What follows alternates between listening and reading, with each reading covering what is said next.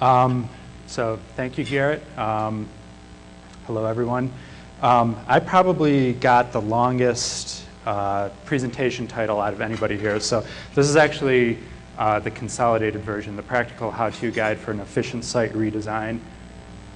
Here's the longer version. So practical how-to guide for an efficient site redesign process that protects your customer base and allows for improvement.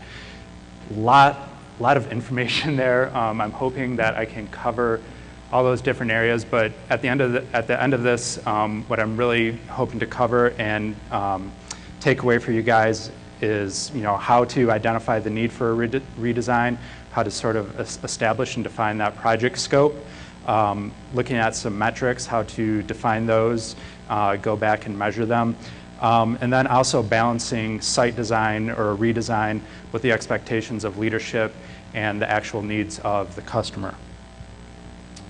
So a little bit about Meijer. Can I get a raise of hands? How many people have heard of Meijer before? Okay, quite a few. So for those of you that don't know, we are a mass merchant retailer with over 200 stores in 5 states. We're located in Michigan, Illinois, Indiana, Ohio, and Kentucky. We've been a brick and mortar retailer for over 75 years. We got our start in grocery, which is still one of our core competencies, but in the mid-60s, we sort of pioneered the supercenter concept. So we were doing grocery and general merchandise. So if you walk into one of our stores, it's a big box retailer, sort of along the same lines as a Target or a Walmart, where one half of the store is all grocery, fresh produce, CPG stuff, pharmacy, pet food, and then the other half of the store is general merchandise like clothes, electronics, sporting goods, things like that. So we've been around for a very long time. We had a website since about 1995, but we didn't actually become a transactional website until September of 2007. So 2007, because we were only live for about 3 months, really you could say that we launched in 2008 and have been around for about 4 years. Most recently, we were ranked number 298 in the Internet Retailer Top 500.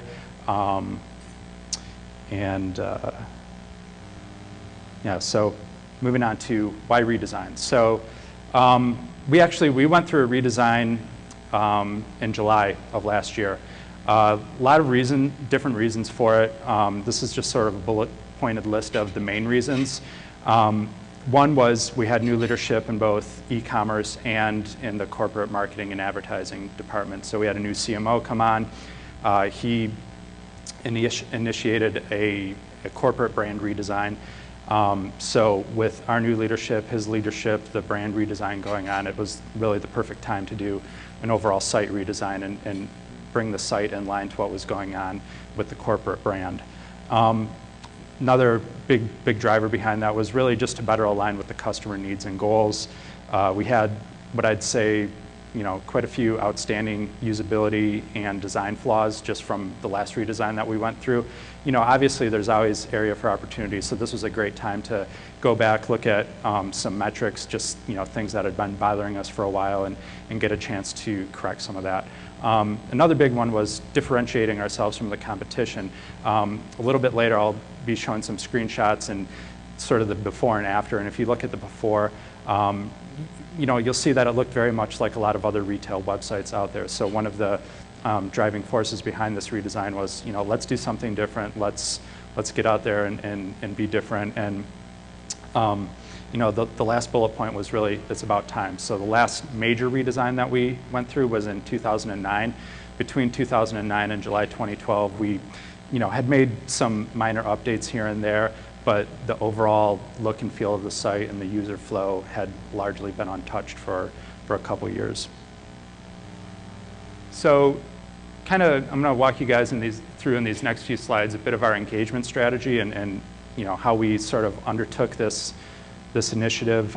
Really the biggest thing was partnering with a cross-functional team. So as I mentioned, we had the corporate branding or rebranding going on. That was done in conjunction with our creative agency of record, McKinney, and then we've got our own internal team. So it was really sort of a cross-functional team made up of different areas of the company, outside agencies. We also have a third-party development firm on retainer, so we had to lean on them a little bit as well. And you know, really just sort of identifying what the project goals were, you know, drawing from contemporary research and design, and just data that we'd collected over the course of the last few years. From a target audience standpoint, and this is all information actually that's pulled from the creative brief that we put together. So, you know, we went through sort of defining the project objective, defining who the target customer was, and for us that target customer was somebody that we called the savvy provider.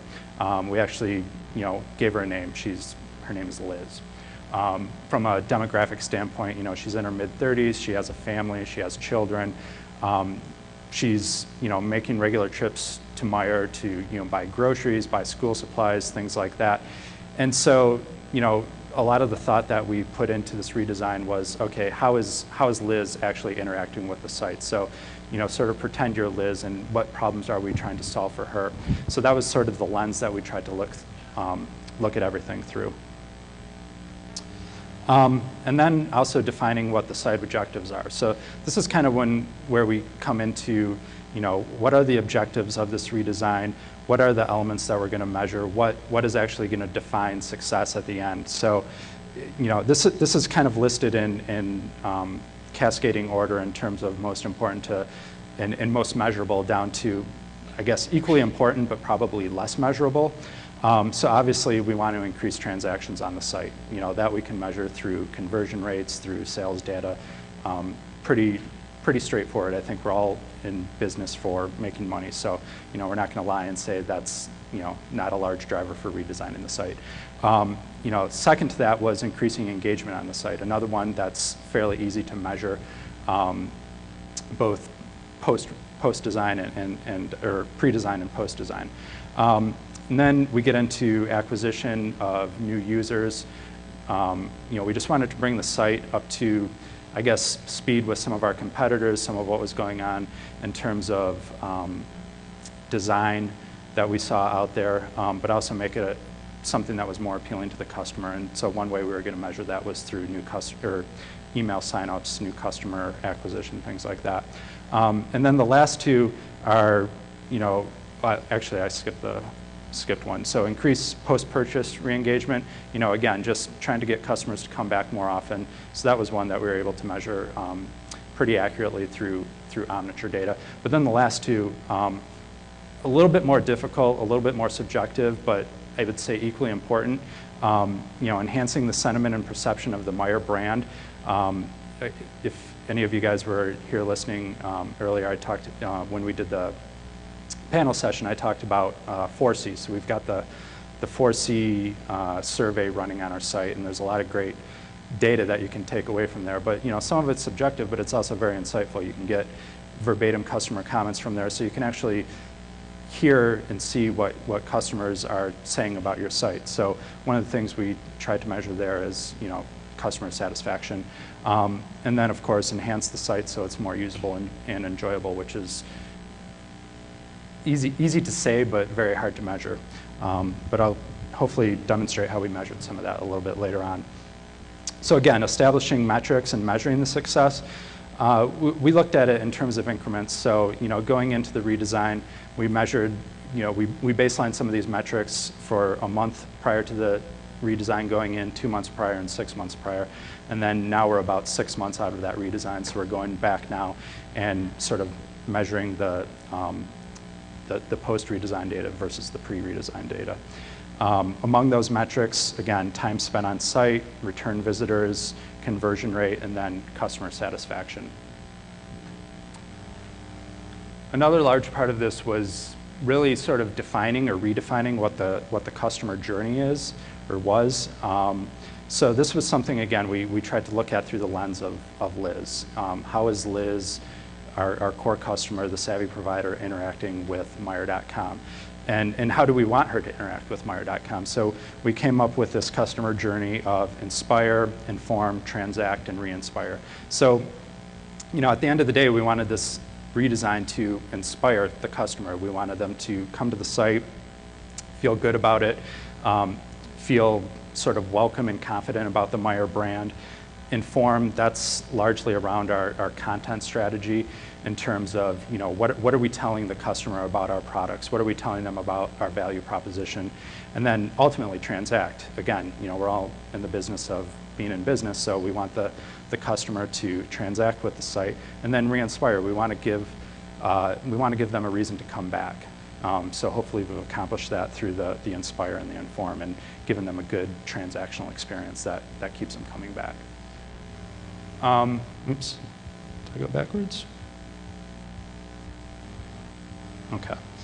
So some of the key pillars that we sort of built off of or looked at in terms of, how are we going to deliver this better experience? We looked at some of the key corporate pillars, one of which is low prices. So how does that translate into a site redesign? For us, that was creating more promotional areas throughout the site and the experience to highlight the savings and the value propositions. Another one is brands. So as we were going through this corporate rebranding, we did a lot of research and discovered that a lot of core Meijer customers were not familiar with some of the bigger brands that we carried. And I think Apple is a good example, KitchenAid. These are premium brands that the customer didn't necessarily associate with Meijer, and they were actually quite surprised when they found out that we carry these products. So, how do we get that product assortment and those key brands, in front of the customer to start taking credit for that? So that played a large part in the way that we redesigned and built the sort of user flow through the website. The other is selection. So you'll see in the next few slides here, one of the big things that we did here was sort of played with our taxonomy a little bit. We are very broad and we are very deep. So as I mentioned before, we started off as a grocery retailer. We have everything from a gallon of milk to snow tires available at the store. And we're open 24 hours a day. So if you run out of milk or there's a snowstorm, Meijer's the perfect place to go. But how does that come across online?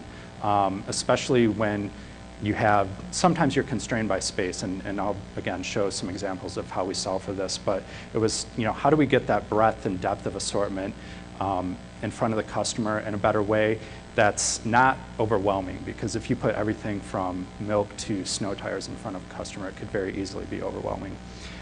Service experience, that was another one.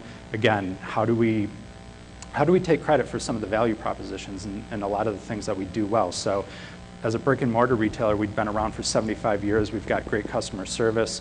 I like to think with the same level of customer service translates online.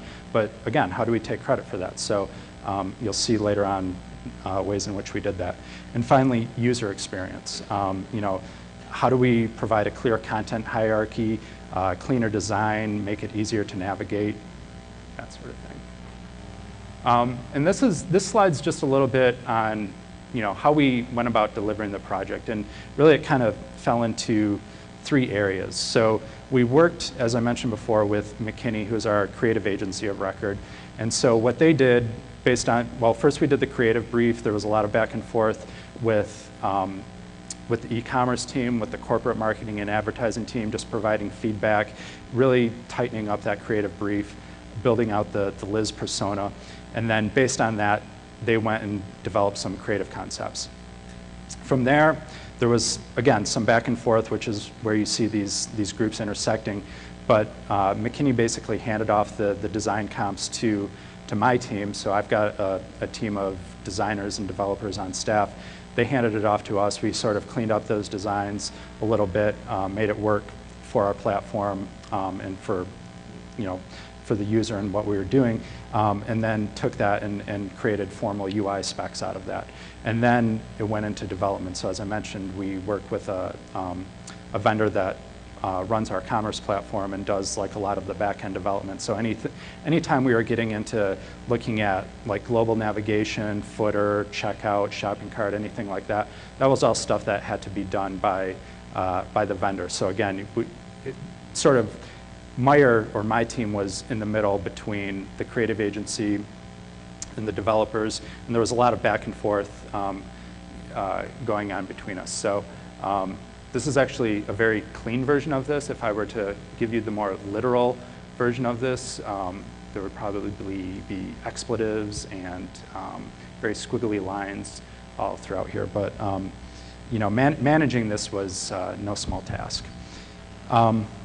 So this sort of the middle portion of the presentation here. So hopefully I won't put anybody to sleep, and hopefully this is all very relevant, but it's also very granular. So I'm going to walk you guys through basically the anatomy of the redesign for Meijer.com and get into really specific detail about some of the things that were problems for us, you know, things that tied into the site objectives and what we were trying to accomplish and how we actually solved for that.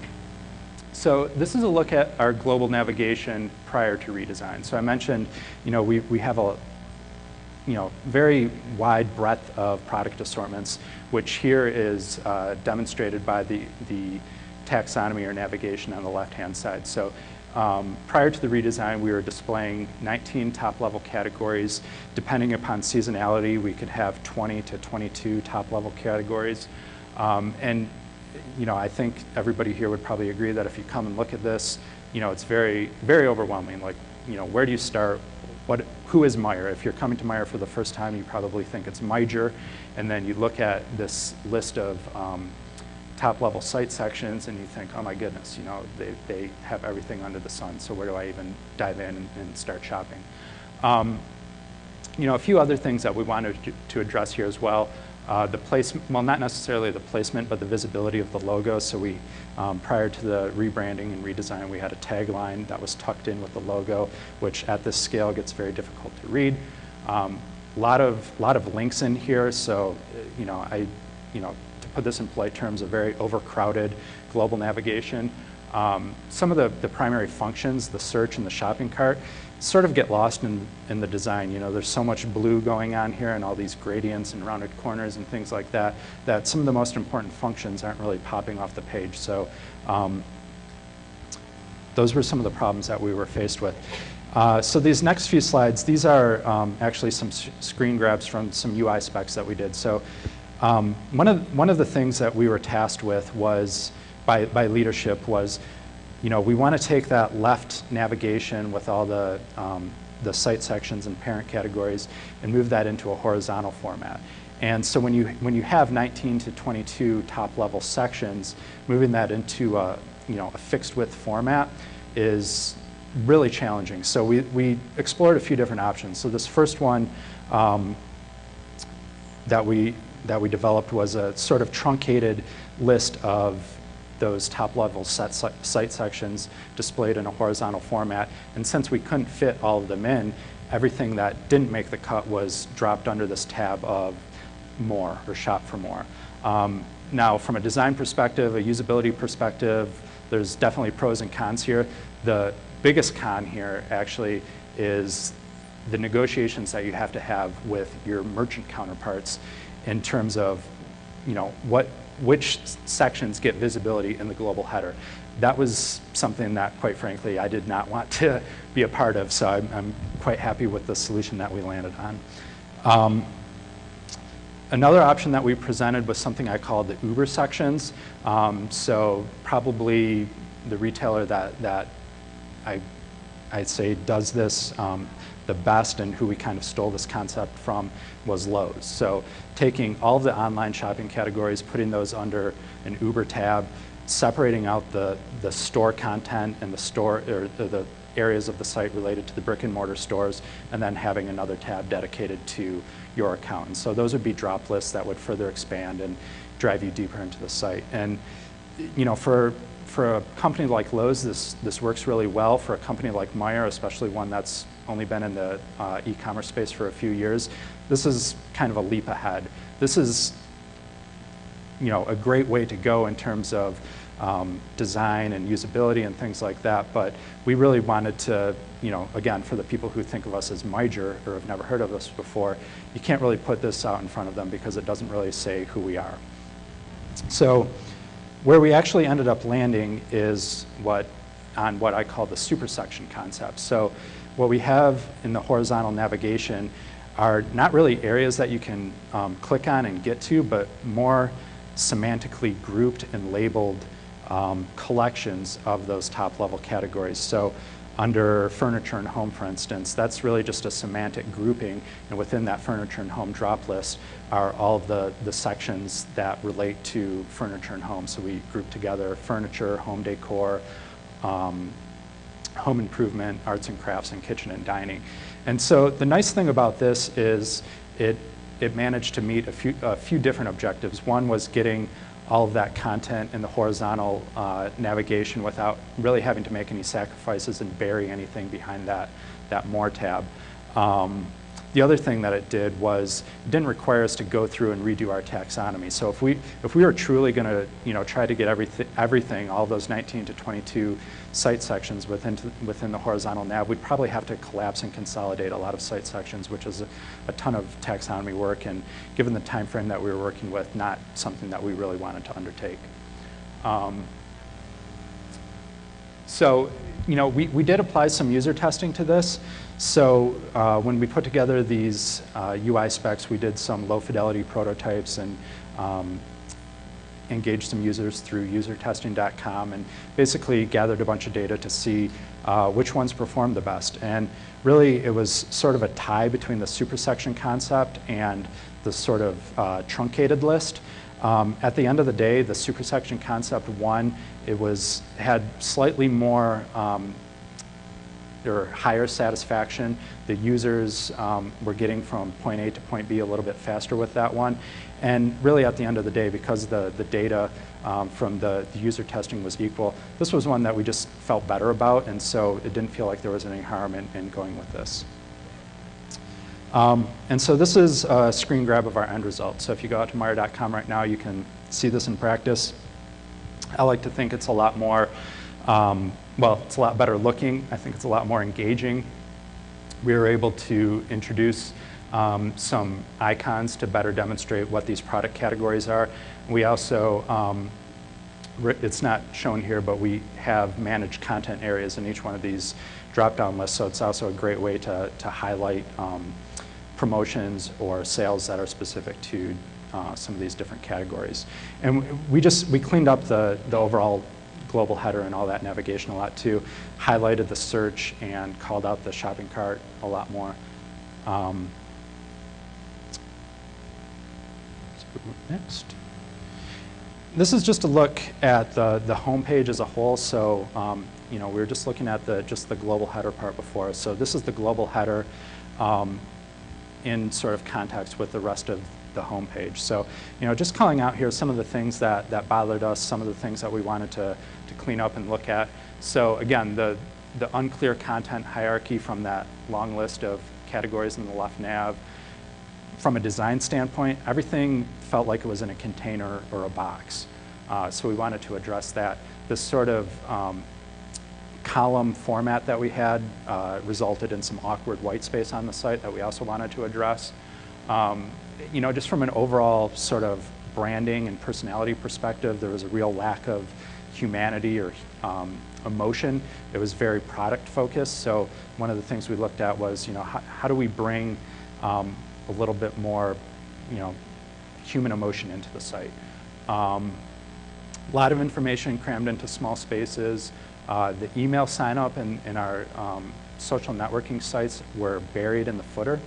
And some of the value propositions like free returns and free shipping were also buried in the footer. So this is the home page after. So on the right side is, again, the home page overall. You can see much cleaner. We've got a billboard, again with some product shots, but a little bit cleaner, more white space. And to the right of that billboard is where we really took some of the value propositions from both the store and the e-commerce site and highlighted those for the customer. So weekly ads, people coming and making grocery trips to the store and building their list from Meijer.com was a big deal. So we wanted to get them quicker to the weekly ads, so we positioned it in a more visible place on the home page. M-Perks is a digital coupon program that's a couple years old but has been very big for us, so we wanted to give that more visibility on the site as well. And then of course some of the e-com value propositions like our one-day deal, our online sale category, and our shipping options. I mentioned one of the site objectives was to really highlight brands more. So this was something that we incorporated into the redesign as well, as, how do we take credit for some of these big brands that we sell? How do we make them more heroic on the website? So, some of that was done through design, just putting more white space around them, but some of that also just boils down to content strategy. And, when you're creating content for something like the homepage, thinking about some of those big brands and how do we get those in front of the customer. So this is just one example of that. And then the social and email signups. So we elevated this in a couple slides ago. Very hard to see, but it was down in the lower right-hand corner of our global footer. So it's still within the global footer, but it's taken out of that sort of column format and really made more heroic and more engaging. So we've definitely seen a lot of users interact with this a lot more since we modified the design and the placement of it. Looks like I'm running low on time here, so I'm going to go kind of fast and just kind of talk through this. But category pages, again, some of the same issues that we had on the home page, just unclear content hierarchy, overcrowdedness, repetitive design elements like rounded corners, gradients, things that were in vogue maybe 3 or 4 years ago, but today maybe not so much. So afterwards, clear content hierarchy. We cleaned up the left nav. We removed some stuff from the left nav and then reintroduced other stuff. So prior to the redesign, we were not displaying sibling categories. And that really was a big usability issue because a lot of customers would come into the category level or the subcategory level page and they'd have really no context of where they were at. So by showing those sibling categories, it provided a lot of guideposts and sort of wayfinding. And just overall, we removed a lot of clutter from the design. Thumbnail page, sort of the same thing. Again, with the left navigation and the faceted nav and the category navigation. Category navigation had gone away altogether. We had this Breadbox concept that sort of deprecated as you got deeper into the site, and that caused a ton of issues. So the after version of this is obviously a longer or taller left nav for categories, but also a lot more useful. Pushes down the filtered or faceted navigation a little bit, but overall, that's sort of a small price to pay for not, putting your customer in what feels like a dead end. The product page, again, we had sort of this column format, and we also had some tab designs going on where we had product description in this container with product reviews, and the reviews were behind this tab. So you actually had to read it and click on it to be able to see those reviews. Not a lot of people were seeing our reviews. We weren't taking credit for the fact that we had over 100,000 product reviews on the site. So one of the big things we did there was separating the product details from the product reviews, highlighting those reviews, making them bigger and bolder on the page. They're further down on the page, but again, a small price to pay because they're a lot more visible, and we find users will scroll for that content. They're looking for it, they know it's there, but if you hide it behind a tab, they're not very likely to find it. So jumping ahead here, another thing we did, we added some dynamic product recommendations and elements for SEO optimization on our product page. So this wasn't necessarily a design or a usability thing, but something that is important to the overall driving of traffic to the site, and something that we incorporated into the redesign. The cart, again, we had this very table-based cart design, not laid out very well. The promo code was disconnected from the checkout button and the subtotal. So we just, we brought the promo code in closer proximity to some of those user actions, cleaned up the layout a little bit, and tried to highlight more the cross-sells. So measuring success. Again, just kind of going back to the site objectives that I mentioned in the first couple slides, one of the objectives was to increase conversion on the site, which we did by over 40%. So, great job there. increase engagement on the site. This one, you know, in looking at the data 1 month, 2 months, and 6 months afterwards, it's definitely, we've increased the average time spent on the site, but not to a real dramatic effect. I think this is one that we're going to go back and measure again after 9 months and probably a year, and maybe reevaluate a little bit. Another big one, though, was increasing acquisition and email signups. So we doubled the number of email signups post-redesign compared to pre-redesign. Some of the other metrics that we looked at, post-purchase re-engagement, we increased return visits by over 20%, or 25% rather. And then sort of the two that are harder to measure, increasing sentiment and perception and enhancing the site so it's more usable and enjoyable. This we really look to the 4C scores to measure that. And again, a lot of this is subjective, but you know, our overall site satisfaction increased by 2 points. So, you know, taking that into consideration, it felt like, okay, we did something right. And then some of the more sort of granular parts of satisfaction, such as look and feel, navigation, site performance, those increased on average by about 2 points as well. So just kind of wrapping up here, again, you know, we can get into some questions. I think we've got, are we over, or 3 minutes? Okay, so a few minutes for questions. Again, hopefully, you know, you guys are taking away from this, you know, what kind of goes into it, some of the hurdles that we had to jump over. And one thing I didn't really talk about too much was, you know, balancing effective site redesign with the expectations of leadership and the customer. That's probably another 30-minute session, but needless to say, to strike that balance, you really have to use data to drive a lot of your decisions. That creative brief up front where you're defining the objectives, you're putting a lot of forethought into what you do, that's priceless. So, you know, at the end of the day, if you have some of those tools in front of you, you can take the subjectivity out of it.